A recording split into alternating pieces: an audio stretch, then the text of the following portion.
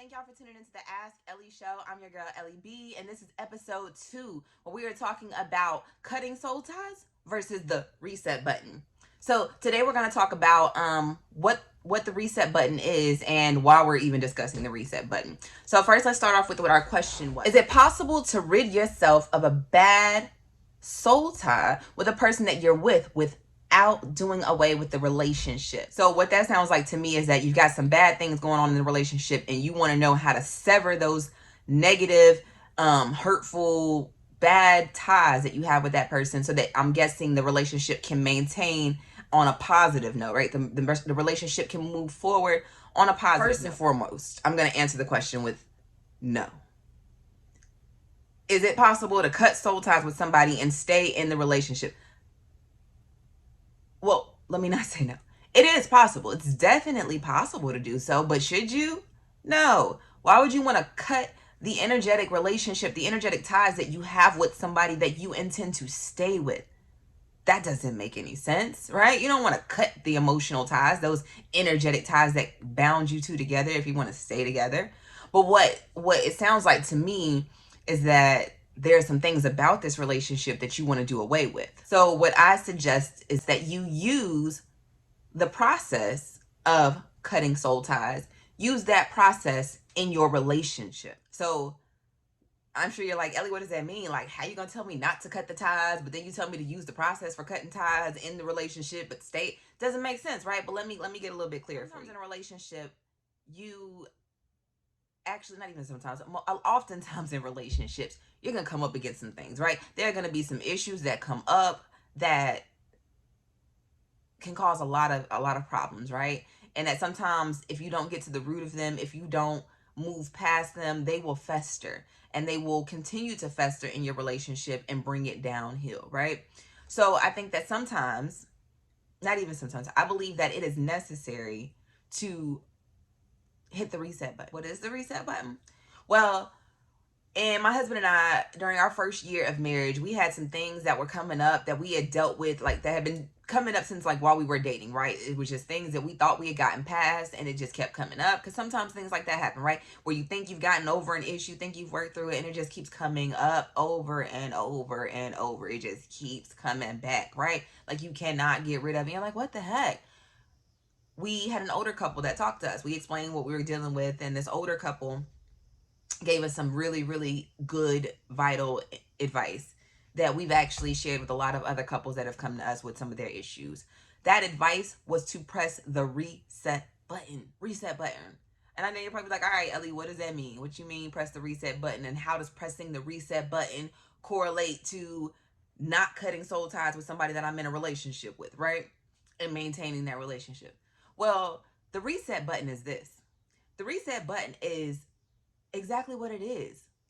It's when things get to a point in your relationship where it is hard to move forward. It is hard to communicate with one another. It is hard to simply just love each other. It's hard to be in the same space and like each other, right? It's just hard. Things get tough sometimes. Doesn't mean you're ready to walk away from the relationship. Doesn't mean that you're ready to pack your bags, step out on the other person, but things get hard sometimes, right? When those times arise, it's time to press the reset button. The reset button gives you an opportunity for you and your significant other to come together and to hash out those differences, to hash out those issues that have arisen in the relationship, whether in the past or like current relationship issues that you're dealing with. Take that time to come together and express your points of view of the situation, right? Express how these things have made you feel and what it is that you would like to see moving forward. Now, when I say talk to each other about what it is that you're feeling and what it is that is bothering you and what you would like to see moving forward, you have to do so from a place of love.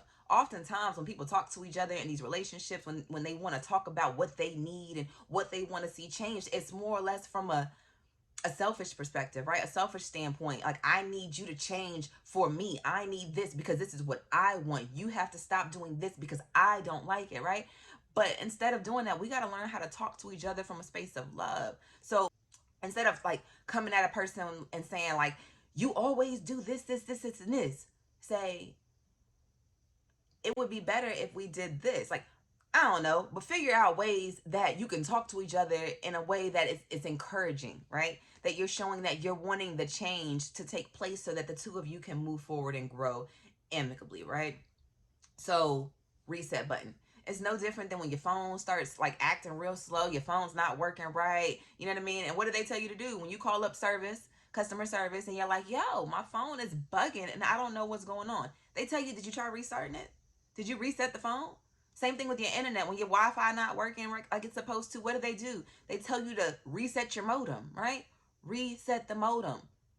Turn it off for about 30 seconds to a minute and then reset it, restart it, give it a fresh go, right? Sometimes you got to do that with your relationship. And this isn't something that you just may need to do once in the relationship. Sometimes you need to do this periodically. This may become a really good exercise for your relationship, a relationship building exercise that you two practice together. Now that we know what the reset button is, and I think that we may even know what the purpose of it is, to get you back on an even slate, right? To get you back on good terms with one another and in a space that you can now move forward without looking and holding on to the past, right? That's what the purpose of the reset button is. So now let's talk about how to press the reset button. This is where the connection between cutting soul ties comes into play with while I mentioned that the reset button is something that you can do with your partner, I do believe that the reset button is something that you can also do on your own. This process, at least, is something that you can do on your own when you feel like this something needs to be released in the relationship, right? So the same way when it comes to cutting soul ties, you have to do what? We're going to recap those 4 steps, right? So one, you have to acknowledge that there is a soul tie, right? You're acknowledging it. So now in this reset situation, you have to acknowledge that there is something in the relationship that is holding you back. There is something that has been causing you some concern, that is keeping you from being your best self and giving the most love that you can in that relationship. You got to acknowledge that, right? Acknowledge what the problem is. Step 2, you have to decide that whatever that issue is, you want to let it go. You want to let it go for the both of you. You want to let it go for the benefit and the well-being of the relationship that you're in, right? If you want it to succeed, you want it to prosper, you got to let it go. And you have to make that decision with step 2. Step number 3 is forgiving. We can't, in any situation, whether it be relationships with like sexual relationships, whether it be friendships, whether it be any type of situation you're in, any kind of relationship that you have with people, you have to forgive often. Forgiveness is not a one-time thing. You have to constantly be in a space where you're open and willing to forgive, right? So step 3 is to forgive your partner. Forgive whoever it is that you're in a relationship with, whatever it is that they have done to you, whatever you feel has harmed you, has been wrong done to you, whatever you feel like was disrespectful that you still just can't quite, move past. Forgive them for that, right? Forgive them for that. And then 4, release. Now again, how do we want to release? This is when we get back to that nice fun part of things, right? Where we sit down and we write it out, and we are intentional about writing out what it is that we want to forgive, what it is that we want to release and let go, right? Write it down and then burn it. Just like I told y'all last episode, burn that piece of paper in the safest way possible, but burn it. And when you burn it, feel the weight lifting off of your relationship. Feel your relationship being cleansed. Feel your relationship being renewed. Feel your relationship being reset. Be intentional. And then have gratitude, right? Be grateful that you have this relationship to even be working on and improving, because everybody out here ain't got somebody to love on, right? Everybody out here doesn't have somebody who's going to love them unconditionally. So if you do have that, be grateful for it. Be thankful. Revel in that.